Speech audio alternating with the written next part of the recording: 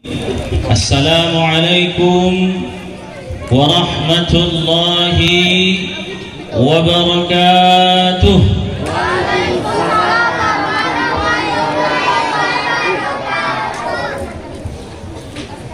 Alhamdulillah, alhamdulillahilladzi asra bi'abdihi laylan minal masjidil haram ilal masjidil aqsa. أشهد أن لا إله إلا الله وحده لا شريك له وأشهد أن سيدنا محمدا عبده ورسوله الذي لا نبي بعده. سبحانك لا علم لنا إلا ما علمتنا إنك أنت العليم الحكيم. رب اشرح لي صدري ويسر لي أمري wahlul 'uqdatam min lisani yafqahu qawli, amma ba'd. Yang sama-sama kita hormati Badan Kenaziran Musholla apa Bu? Al-Hidayah beserta segenap jajaran pengurus, kemudian yang sama-sama kita muliakan para al-ustad Mimbar Sergai beserta segenap tim dan segenap santri-santri Mimbar Sergai yang saya lihat banyak hadir pada malam hari ini. Tidak lupa yang saya muliakan para orang tua saya, tokoh-tokoh masyarakat, alim ulama yang juga berhadir. Kemudian yang saya banggakan adik-adik remaja dan remaji Musholla Al-Hidayah. Yang terakhir anak-anak ustadz yang ustadz sayangi. Bapak Ibu hadirin yang dirahmati Allah Subhanahu wa ta'ala. Nama saya Saiful Husairi Purba. Kalau ini bolehlah dipanggil Bapak, karena memang sudah bapak-bapak. Kalau yang tadi kan kasih lajang, kalau yang ini kan sudah bapak-bapak.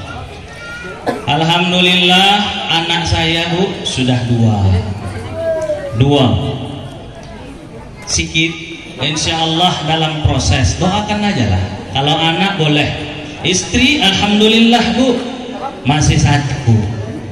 Kalau anak lah, tapi kalau istri jangan coba-coba, nggak dikasih pintu nanti kita Pak tidur di luar terpaksa.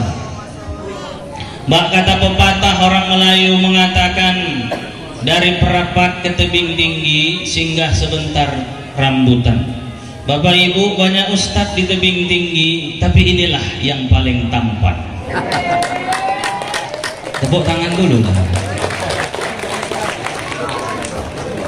Hadirin yang dirahmati Allah Subhanahu wa ta'ala, bersyukur kita kepada Allah dengan banyak-banyak ucapkan alhamdulillah dan berselawat kepada Nabi Muhammad dengan ucapan Allahumma salli wa sallim wa barik. Mudah-mudahan kiranya dengan senantiasa banyak bersyukur, banyak pula lah kita berselawat kepada Nabi Muhammad, malam hari ini menjadi malam yang menambah keimanan kita. Amin.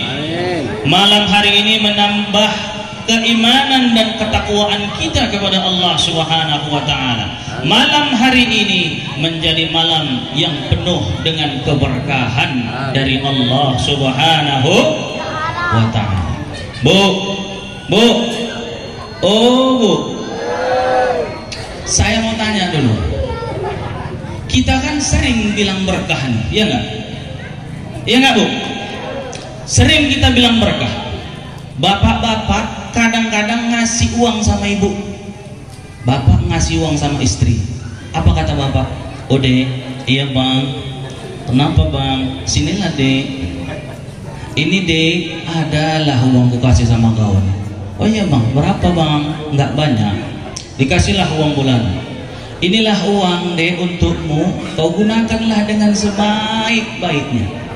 Terakhir apa kata si adik? Iya bang, insya Allah aku pergunakan ini dengan sebaik-baiknya. Mudah-mudahan berkahlah uangnya bang. Iya enggak? Sering gitu kan? Ustadz juga kadang-kadang pulang habis ceramah Isra Mi'raj gitu. Datang orang BKM, Ustadz Ini Ustaz, salam. Nggak tahu lah kalau sini nggak tahu. Disalamkan, iya, ketawa pula Bapak. Disalamkannya Ustaz, ini dari jamaah. Nggak banyaknya Ustaz, tapi insya Allah mudah-mudahan berkah lah ya Ustaz. Iya nggak? Kadang-kadang gitu kan? Sini gitu Bu? Oh enggak, sini nggak gitu ya kan? Nggak gitu. Saya paham itu. Lebih dari itu nanti dikasih ya Allah. Dah, kadang-kadang kita sering bilang kayak gitu kan? Mudah-mudahan berkah. Tapi apalah sebetulnya berkah itu? Ya enggak? Ibu, apalah berkah itu Bu? Kutanya dulu sama Ibu dulu. Ibu ini senyum aja nengok aku. Hati-hati Bu, nanti malam nggak bisa tidur. Apalah berkah itu? Kata alim ulama mengatakan al-barakatu ziyadatul khair. Apa artinya Ustaz? Berkah itu menambah kebaikan. Tidak cuma sekali bertambah, tapi bertambah, terus bertambah kebaikan. Itulah yang disebut dengan berkah. Contohnya apa Ustaz? Contoh paling gampang itu begini. Kalau ada di lingkungan masyarakat sekitar kita adalah orang yang tadinya ahli maksiat, setiap hari bermaksiat, tak ada bentuk kemaksiatan yang tak pernah dia lakukan. Tapi suatu ketika datang hidayah dari Allah Subhanahu wa ta'ala, masuk ke relung-relung hatinya, berubah yang tadinya ahli maksiat 180 derajat, berubah menjadi ahli ibadah. Setiap hari beribadah. Yang nggak pernah masuk musola al-hidayah, toto datang. Wak Bilal orang BKM pun heran, loh, kamu mau ngapain? Wah, nggak bawa tengok aku mau ngapain, pakai peci, pakai baju kuku. Oh, tanya pula mau ngapa-ngapain? Nggak percaya aku, kau mau ngapain sini? Mau sholat lah, Wak. Nggak percaya aku mau sholat. Nanti kau sholat, kami sholat, kotak infak hilang pula.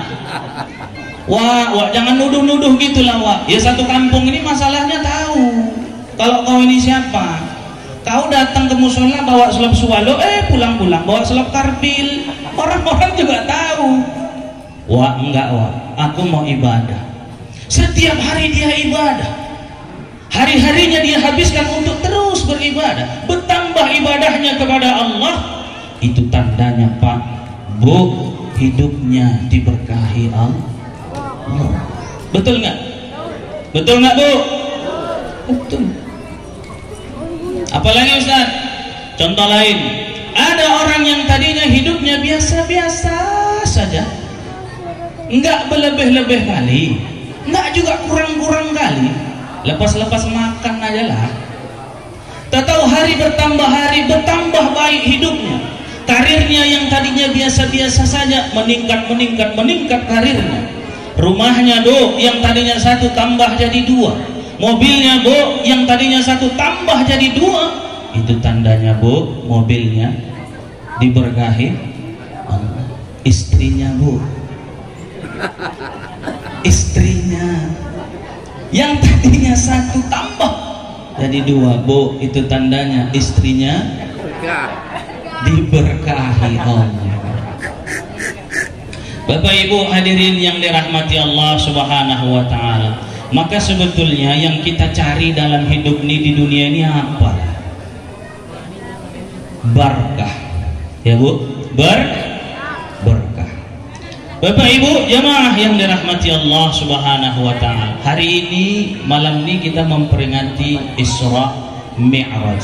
Ada Isra, ada Mi'raj. Isra itu perjalanan Nabi Muhammad dari Masjidil Haram ke Masjidil Aqsa, dari Makkah ke Palestina. Mi'rajnya naiknya Nabi Muhammad ke langit pertama sampai ke-7 dan bertemu dengan Allah Subhanahu wa ta'ala. Dari mana ayatnya? Lihat surah Al-Isra, Allah berfirman, A'udzu billahi minasy syaithanir rajim. Bismillahirrahmanirrahim. Subhanalladzi asra bi'abdihi laylan minal masjidil haram ilal masjidil masjidil aqsa alladzi barakna hawlah linuriyahu min ayatina innahu huwas sami'ul basir. 4. Lihat bagaimana yang pertama Allah katakan, Subhanalladzi asra bi'abdihi. Maha suci Allah yang telah memperjalankan hambanya. Siapa hambanya? Nabi Muhammad. Laila, pada malam hari. Dari mana Allah perjalankan Ustaz? Minal masjidil harami ilal masjidil aqsa. Untuk apa Ustaz? Linuri alladzi barakna haulah linuriyahu min ayatina, supaya kami tunjukkan kepada mereka itu bagaimana kekuasaan Allah Subhanahu wa taala. Innahu huwas sami'ul basir. Sesungguhnya Allah Maha mendengar lagi Maha melihat. Jadi Bapak Ibu hadirin yang dirahmati Allah Subhanahu wa taala, yang pertama saya ingin katakan bahwasanya Isra dan Mi'raj ini hanya bisa kita pahami dengan kacamata iman, bukan dengan kacamata logika manusia. Isra dan Mi'raj ini hanya bisa kita pahami dengan kacamata iman, bukan dengan kacamata logika manusia. Kenapa? Karena logika kita nggak sampai untuk memahami Isra dan Mi'raj itu. Bagaimana mungkin seorang manusia biasa bisa berjalan dari Mekkah ke Palestina dalam satu malam? Dalam sebuah riwayat disebutkan bahwasanya perjalanan Nabi Muhammad itu satu malam. Ada yang lebih mengatakan nggak sampai satu malam, bahkan ada yang mengatakan sepertiga malam, di mana menyebutkan ketika Jibril alaihi salam membawa Nabi Muhammad dengan burak, dikepakkan sayapnya, terjatuh gelas Nabi Muhammad dari samping tempat tidurnya.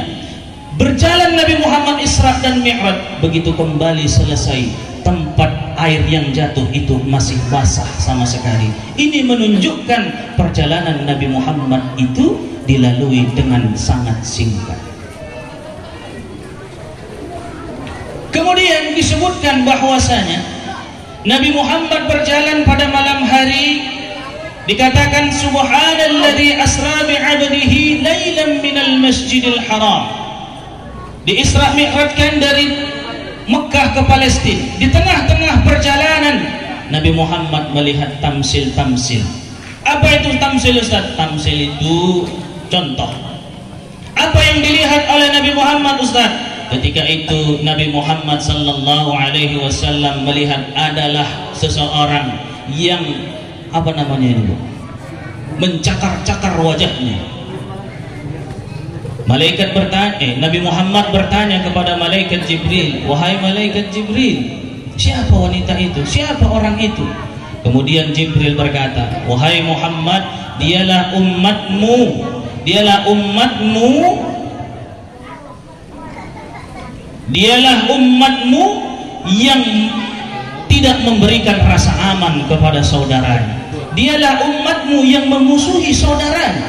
Makanya kata Nabi Muhammad sallallahu alaihi wasallam, wahai umatku, kun yadain wala kun ainain. Wahai umatku, jadilah kau itu seperti kedua tangan dan jangan kau seperti kedua mata. Maksudnya apa? Lihat tangan ini Pak, Bu. Lihat tangan. Bagaimana kedua tangan ini? Ketika tangan kanan gatal, tangan kiri tanpa disuruh ikut menggaruk tangan kanan. Begitu sebaliknya, ketika tangan kiri yang gatal, tangan kanan tanpa disuruh ikut menggaruk tangan kanan. Tangan kanan gatal, tangan kiri ikut menggaruk. Tangan kiri gatal, tangan kanan pun menggaruk. Dua-dua gatal garuk-garukan. Iya nggak Bu? Iya kan? Tapi jangan kau seperti kedua mata, kata Nabi Muhammad. Walakin ainain, jangan kau seperti kedua mata. Apa maksudnya Ustaz? Lihat bagaimana kedua mata. Mata kanan ingin melihat mata kiri menjauh. Mata kiri nengok mata kanan pun jauh. Dua-dua nggak bisa tengok-tengokan kecuali juling, barulah bisa. Betul nggak? Memang begitulah kata Nabi Muhammad sallallahu alaihi wasallam. Maka Isra dan Mi'raj ini, siapa saksinya yang melihat perjalanan Nabi Muhammad? Tak ada. Nabi Muhammad berjalan dari Mekah ke Madinah, kemudian Mi'raj, naik di langit yang pertama, bertemu dengan bapak kita, bapak manusia, yaitu Nabi Adam.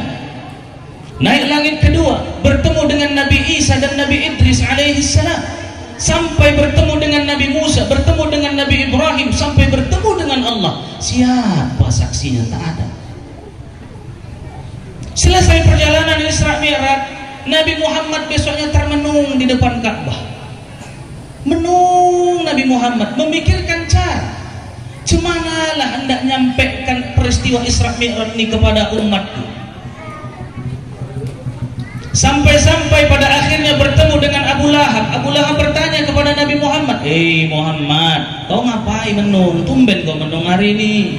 Aku tadi malam, wahai Abu Lahab, tadi malam aku berjalan Isra dan Mi'raj dari Mekah ke Palestina, naik ke langit pertama sampai bertemu dengan Allah, dapat oleh-oleh salat 5 waktu. Aku mau sampaikan hal ini kepada umatku, tapi aku bingung gimana nyampaikannya. Akhirnya Abu Lahab pikirannya kotor. Dia katakan kepada Nabi Muhammad, Mat, tenang aja kau. Nanti ku kumpulkan orang-orang di Musola Al-Hidayah, kau sampaikanlah cerita tentang Isra Mi'rajmu itu. Kenapa? Karena pikiran Abu Lahab bahwasanya banyak orang yang tidak akan percaya kepada cerita Nabi Muhammad tentang Isra Mi'raj itu. Ketika banyak yang tidak percaya dengan peristiwa itu, maka banyak pula lah orang yang membenci Nabi Muhammad. Ketika banyak orang yang membenci Nabi Muhammad, maka banyak pula lah orang-orang yang akan keluar dari ajaran agama Islam. Kumpullah orang-orang di depan Musola Al-Hidayah kayak malam inilah. Habis itu Nabi Muhammad sampaikan peristiwa itu.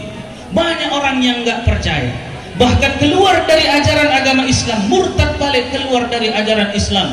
Tapi satu orang yang percaya pada saat itu, itulah sahabat terbaik, yaitu Abu Bakar As-Siddiq radhiyallahu anhu. Apa kata Abu Bakar? Kalau dinding ini hitam, kata Nabi Muhammad, maka aku akan mengatakan dinding ini berwarna hitam. Tapi kalau Nabi Muhammad katakan dinding ini berwarna putih, maka aku akan katakan dinding ini berwarna putih, walaupun dinding ini sebetulnya berwarna hitam. Itulah sebabnya, Bu, dalam sejarah kita kenal bahwasanya Abu Bakar ini diberi gelar dengan As-Siddiq. Apa artinya? Yang selalu membenarkan. Apa yang dibenarkan? Semua hal yang dikatakan oleh Nabi Muhammad sallallahu alaihi wasallam. Tuh. Jadi pertama saya ingin nyampaikan ini, supaya peristiwa Isra Mi'raj kita ini menambah keimanan kita kepada Allah Subhanahu wa ta'ala. Isra Mi'raj itu nggak bisa kita pahami dengan logika manusia, tapi harus kita pahami dengan kacamata iman. Dah, yang kedua, apalagi yang kedua saya ingin sampaikan bahwasanya peristiwa Isra dan Mi'raj ini adalah peristiwa minal masjid ilal masjid, dari masjid ke masjid. Maksudnya apa, Ustaz? Maksudnya adalah yuk kita ramaikan masjid. Kita ramaikan masjid ini. Kalau kita yang meramaikan masjid ini, jangan harap orang di luar kita yang akan meramaikan masjid ini.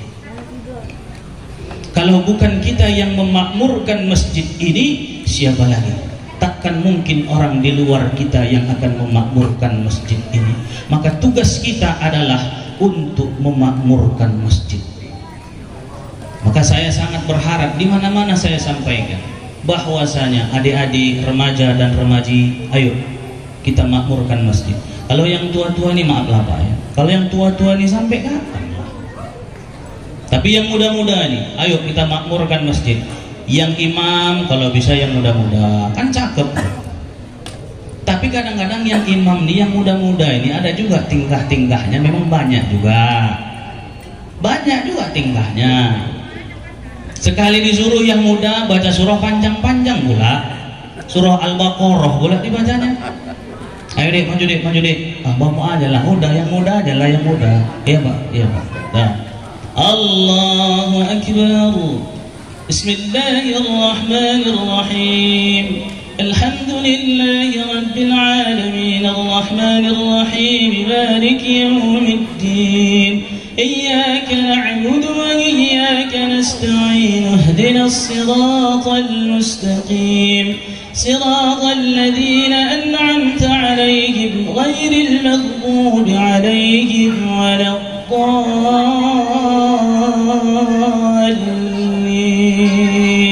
Amin. Wak di belakang. Paten betul anak ini jangan. Gitu baca surah. Bismillahirrahmanirrahim. Yasin wal Qur'anil Hakim. Yang di belakang galau. Mak, hancur kita boy. 83 ayat nih boy. Hancur kali. Gara-gara yang muda nih. Kadang-kadang ada juga tingkahnya yang kayak gitu-gitu itu. Dah, yang imam yang muda. Cocok bu? Pak cocok? Cocok. Yang imam yang muda lah. Yang azan pun kok bisa yang muda. Enak kita dengar yang muda-muda tuh. Kalau yang tua-tua nih kadang-kadang Allahu Akbar. Tapi ini di sana. Di sini enggak. Tenang aja ini. Ini di sana, di sini enggak beda. Yang muda-muda lah. Adik-adik yang muda-muda itu yang suara-suaranya masih mantap. Oh, tuh. Nanti beda-beda, ajannya buat beda-beda deh. Hari Senin beda-beda. Hari Senin ajan Mekah buat Allahu Akbar, Allahu Akbar. Mamamu pun di rumah tuh, ya Allah. Bang, kau tengoklah tuh anakmu, bang. Kau kan banyak kali cerita, bang. Anakmu ajan nih tuh di sana, jadi kau di rumah aja loh. Tuh. Hari Senin ajan Mekah, hari Selasa ajan TPI gantian, biar enak. Allahu Akbar, Allahu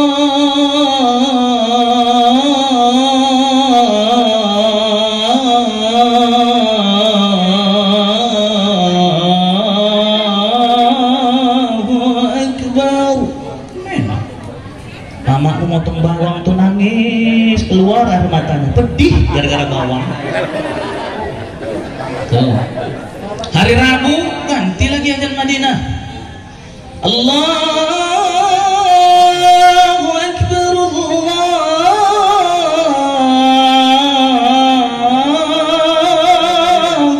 Akbar. Tuh. Setiap hari ganti-ganti. Kalau remaja tuh begitu. Ajan tuh berganti-ganti, cuman memang ada juga tingkah-tingkahnya, memang banyak. Hayya 'alas shalah, karena suka mengayak-ngayak lagu. Hayya 'alas shalah,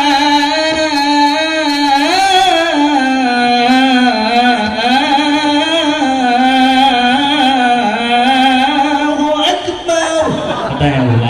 Ada juga memang tingkah-tingkahnya. Tapi itu regenerasi itu perlu. Sama seperti kami nih Pak di mimbar Sergai. Kami didik adik-adik kami macam tadi, santri-santri. Kalau kami ini sampai mana lah? Nih kan? Ada adik-adik itu senang hati awak. Makanya anak-anak ibu, ada anak-anak, keponakan segala macam, kalau bisa bawa, antarkan ke mimbar Sergai. Saya ingin katakan bahwasanya anak ini adalah aset.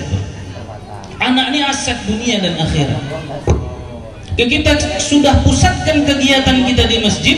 Makmurkan masjid itu bukan cuma membangun fisiknya, tetapi juga bagaimana kita membangun isi dan dalam dari masjid itu. Ajak anak-anak itu untuk masuk ke dalam masjid. Ajarkan dia dengan pendidikan agama. Kadang-kadang nih Pak, saya katakan, di masjid saya kebetulan imam di masjid Rambutan.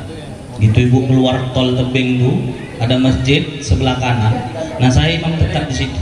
Kalau ibu mau jumpa saya, maghrib isya disitulah saya. Tuh, dah. Saya bilang sama BKM, Pak, Bang, kalau ada anak-anak kecil yang ribut di masjid, gak usah bang marahin dia. Kalau abang gak suka dengar suara anak-anak ketika sholat, lokasikan dia sebelah sana. Kenapa? Saya berpikiran, kalau bukan dari kecil-kecil inilah kita kenalkan dia dengan masjid. Ketika nanti dia besar, dia akan cari tempat selain masjid. Kalau bukan dari kecil-kecil inilah kita sampaikan kepadanya, kita ajarkan kepada mereka bahwasanya cari ketenangan, cari kenyamanan itu di dalam masjid. Nanti dia sudah besar, dia akan cari tempat untuk ketenangan, untuk kenyamanan selain daripada masjid. Makanya zaman sekarang banyak yang udah tua-tua baru ke masjid, tapi ini di sana, sini enggak, tenang aja, enggak beda.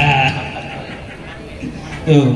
Jadi dari kecil ini ajarkan dia dengan pendidikan agama. Bu, saya ingin katakan sama kita, idza mata ibnu Adam in qata'a amaluhu illa min thalathin. Kalau meninggallah anak Adam, putus semua amalnya kecuali 3. Apa itu? Sedekah jariyah. Apa sedekah jariyah ini Ustaz?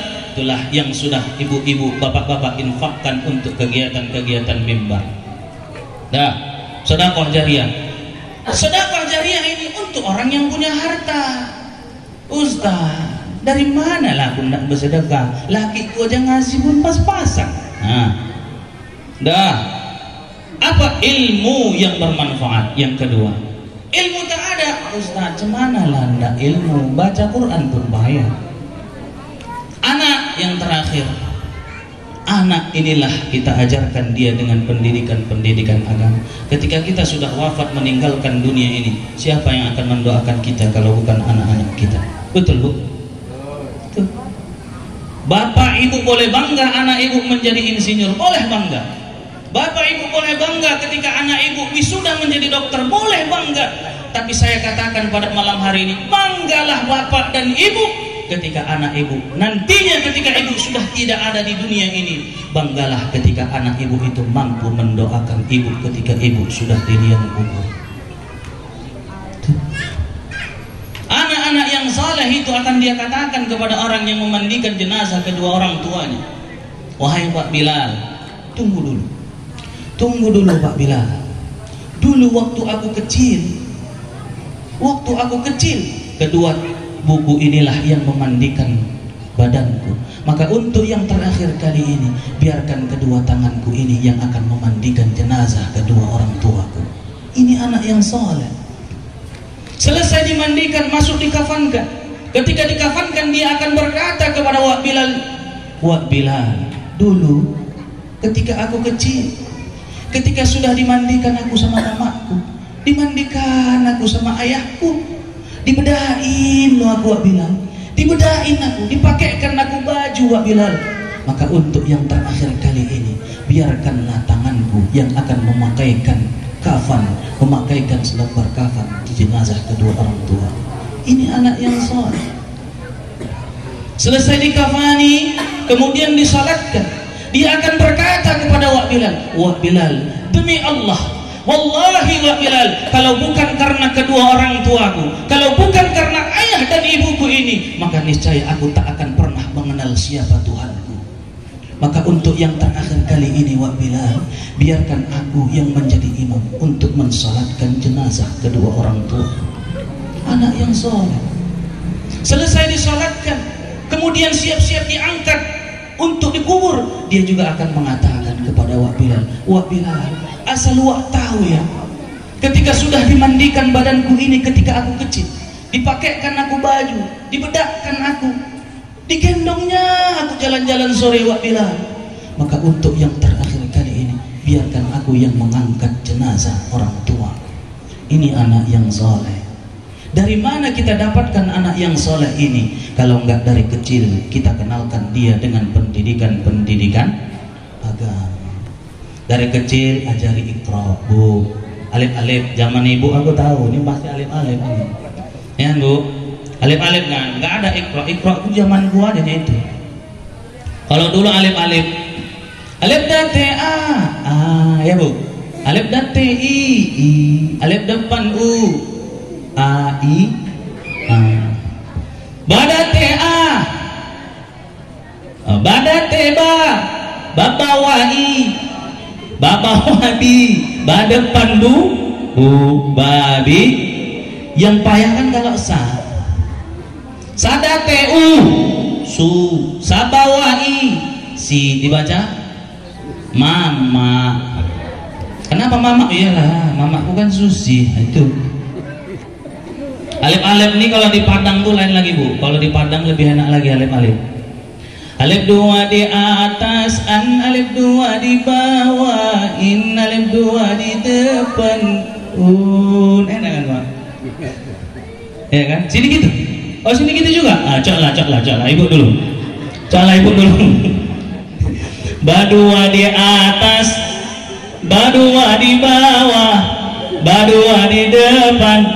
Enak kan nggak? Kalau sama mama ini enak, nyuruhnya enak ya. Sa. Sadua di atas, sadua di bawah, sadua di depan. Sun san sin sun. Kalau Melayu lain lagi.